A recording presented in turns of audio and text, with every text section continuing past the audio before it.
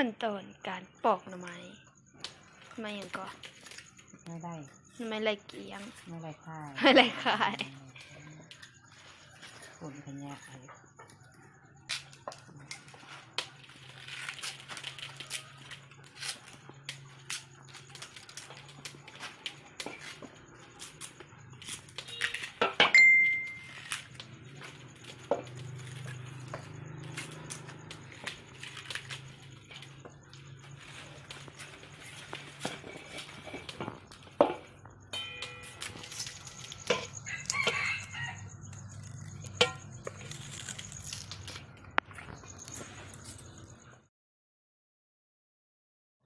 ขั้นตอนของการต้มจ้ายั่ว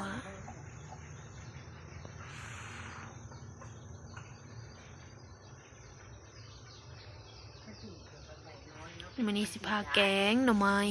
ไหลแซ่บๆได้พบได้พอกันเด้อข้าวเบื่อที่ใส่ต้มแซ่บดาเกะใส่หมกบัวเห็ดนางฟ้า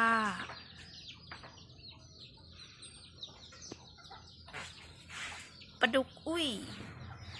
ตัวตุยมัน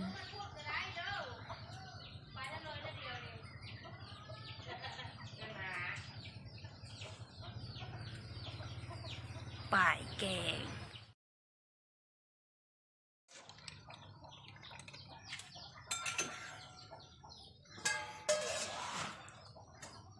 กระทาหมอพดแล้วก็ตองปลาแดกหรือปลาล้าใส่มาแกงกันได้จ้า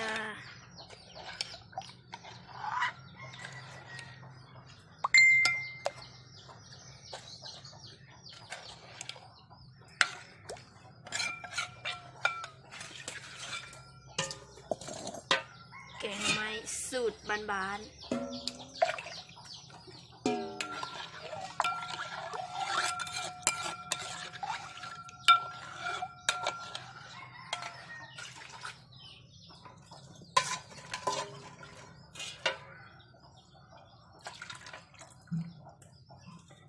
ข้างหม้อน้อยนะขึ้นเนี่ยเขาเนี่ยลวก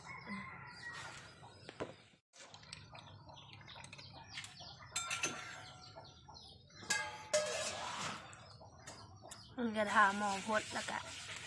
ตองปลาแดกหรือปลาล้าใส่ตอนคืนนี่จะเป็นผักสะแงงบานที่เก็บเอาตามหนองน้ำหรือว่าห้วยน้ำเนาะหอมเครื่องแกงนี่ลืมทานมะเขือหลอกัดแสบขั้นตอนการใส่ปลาแดกเป็นตอน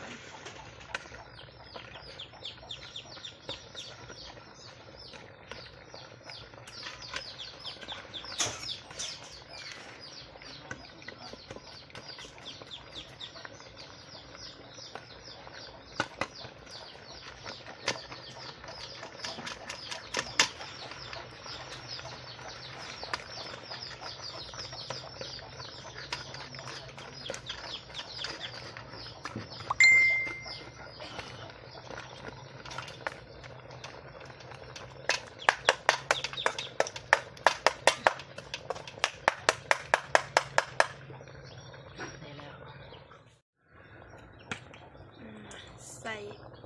ปลาดุกอุ้ย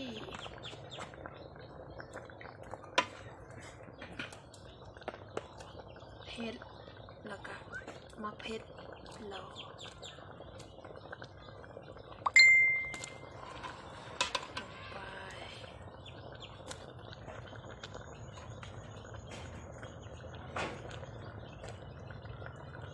บวกใส่ข้างหลังบวกไม่ต้องใส่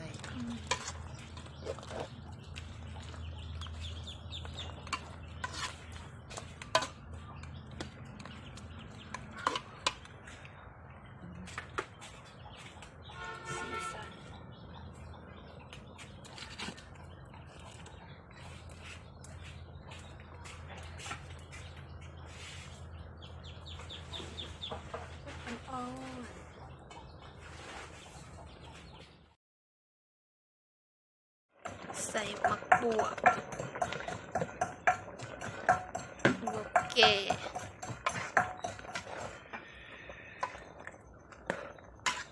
หอมหอม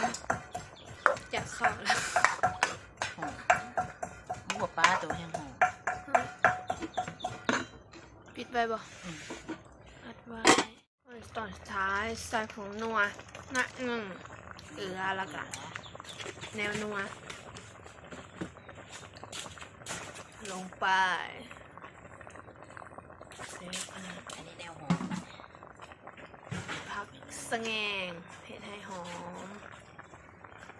ลงไป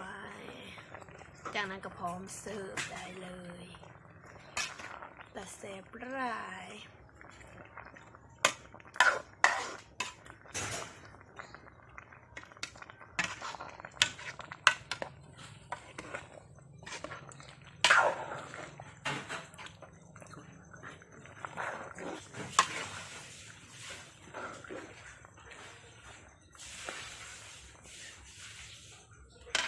ซีม